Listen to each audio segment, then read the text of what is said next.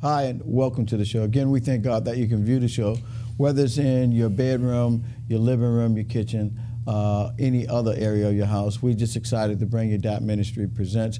We're excited because, as I say, we've recovered from, or still in the process of recovering from Hurricane Katrina. I was fortunate this week to bring one of my relatives down to the Lower Ninth Ward and see some of the restoration. And I was fortunate, one of my cousins who grew up with me as a young child, seeing our old house that we used to stay in the Lower Ninth Ward, and he was amazed at the condition of it.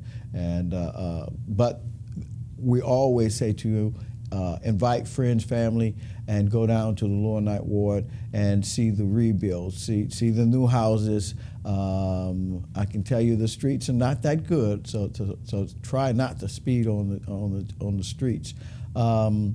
Also, we're happy to have our co-host, the Reverend Darrell Smith, also radio personality D.K. Smith, 9:40 a.m. on your radio dial, and he has something that he says, and he says it like this. From 3 p.m. to 7 p.m., I'll take you home in style with a smile. And he also has his finger on the pulse of what's taking place in the city. Remember, last week was Essence Fest, 4th of July, all of those festivities. And I think he had something he needs to tell us about what's taking place at least this week or this month. Yeah. I have some information to share.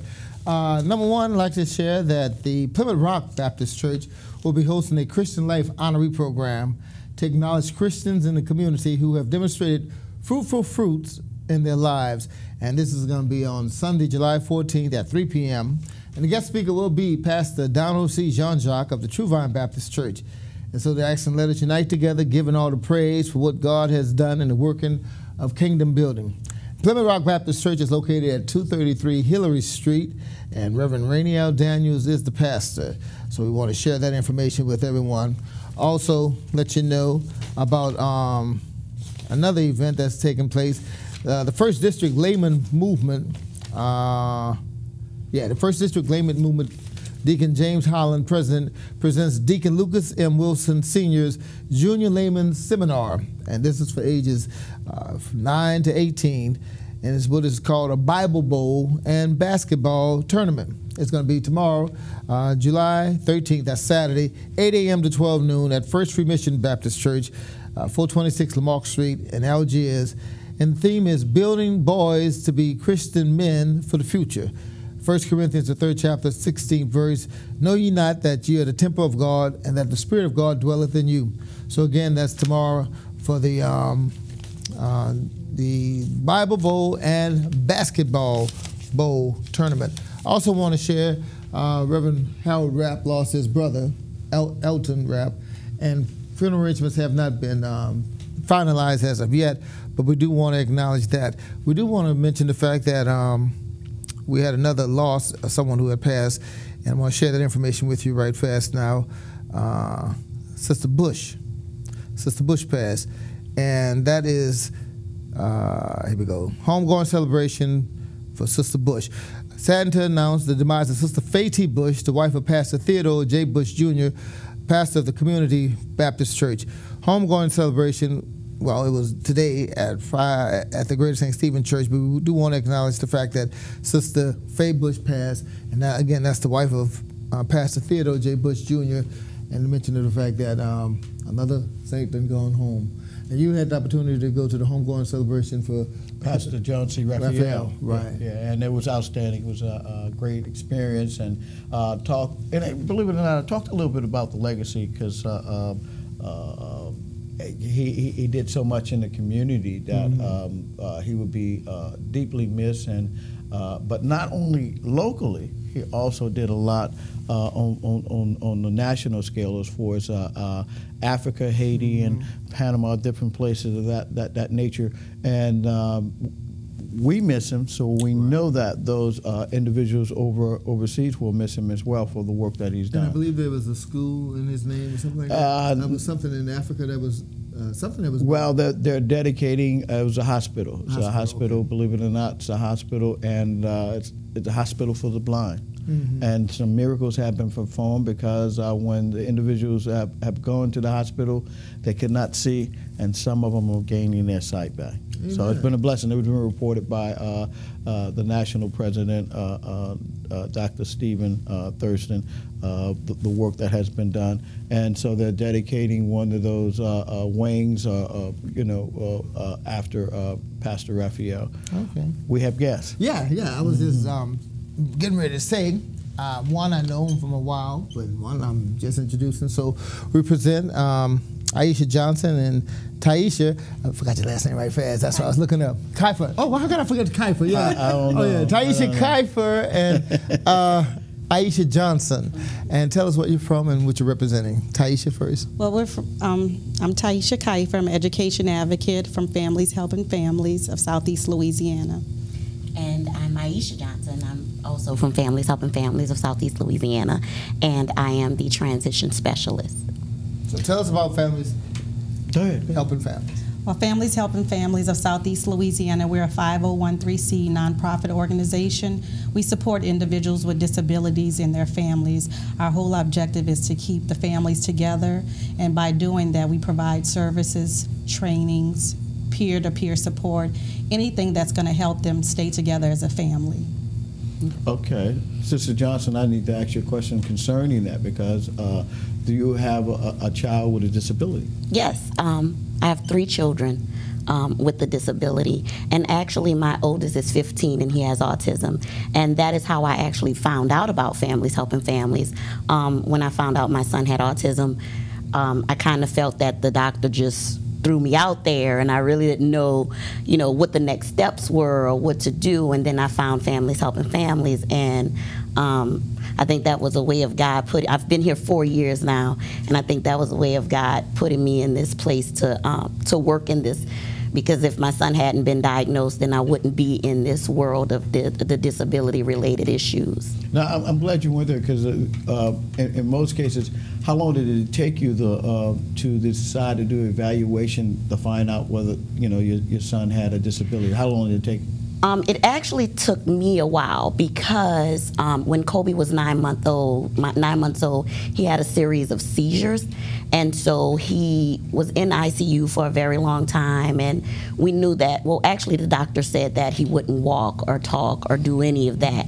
And so, we've seen the goodness of God because now he is walking and talking. Amen. And we'll take autism over that any day. We can work with that. So we have experienced miracles as well as at Families Helping Families. And it took until he was 9 where we actually started seeing different things that he wasn't doing and developing in, and just that, and my husband and I finally decided to go and have him evaluated.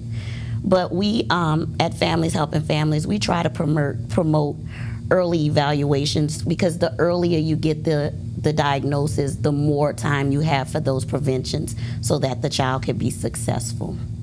Now, here's another question dealing with the educational part. Integrating that child into our public system, because it may be a question of affordability in the private system. What can citizens that may have children of disabilities to make sure that their children are being educated? Can they do something by the law that is protecting them? Well, things that they can do is, for one thing, to get educated. And by doing that, I mean as far as going to places such as Families Helping Families, and we have other organizations that offer training that teach the parents on what to look for, certain things. If the child has not been diagnosed, but the parent may feel that something is different about the child, the parent can request an evaluation. And the good thing about Families Helping Families, we have a series of sample letters and tools just to assist the parents with getting that letter out to the school, because the parent does have the right to request an evaluation for their child. And if their needs aren't still being met, there are other ways that they can go about, and we help them, one step at a time, making and ensuring that the child receives the necessary things for them to be successful in school, and so that the parent is not alone in the walk. And that's one of the most important things for families, helping families to be able to help everyone in the community.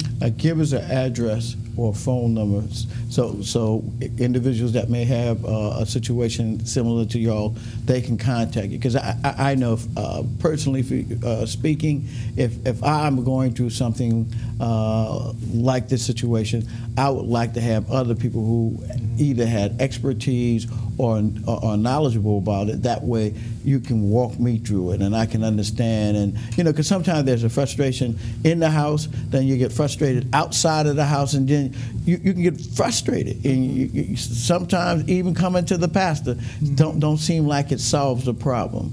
Well, our address is 7240 Crowder Boulevard, Suite 202 in New Orleans East, and the zip is 70127. Our contact number is 504-943-0343, and we have a website as well, which is www.fhfsela.org. Now give us that phone number again. It's 504-943-0343, and the hours of operations are Monday through Friday from 9 a.m. to 4 p.m. That's very helpful, and I know it's going to help somebody that's paying attention and listening to the show and looking at the show, because we realize that what we try to do is give out information to help people, whatever problem that they're having. And if it's not even a problem, because some people watch the show and they give solutions, right, or blessings or donations, whatever, to help if they hear somebody needs help. Right. Well, I listened earlier what you said to Aisha about the studies and everything that you do for the kids, especially in school. And the first thing that came to my mind was a paper trail. In other words, everything's recorded, what's happening, like if the child is really advancing and everything like that.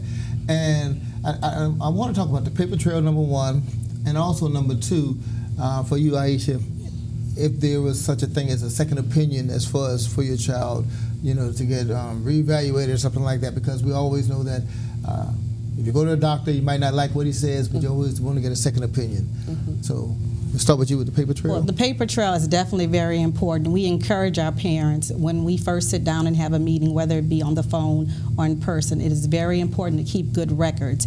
And we give them a binder. It's a medical records, school records, home. It's verbal. And if it's not written down, then you have no proof that it actually happened. Mm-hmm. And so that's why it's very important to have that paper trail. And it also helps, say for instance, something catastrophic happens, you go to another state, you may not have anything else, but you have those records that can transfer with you and your child.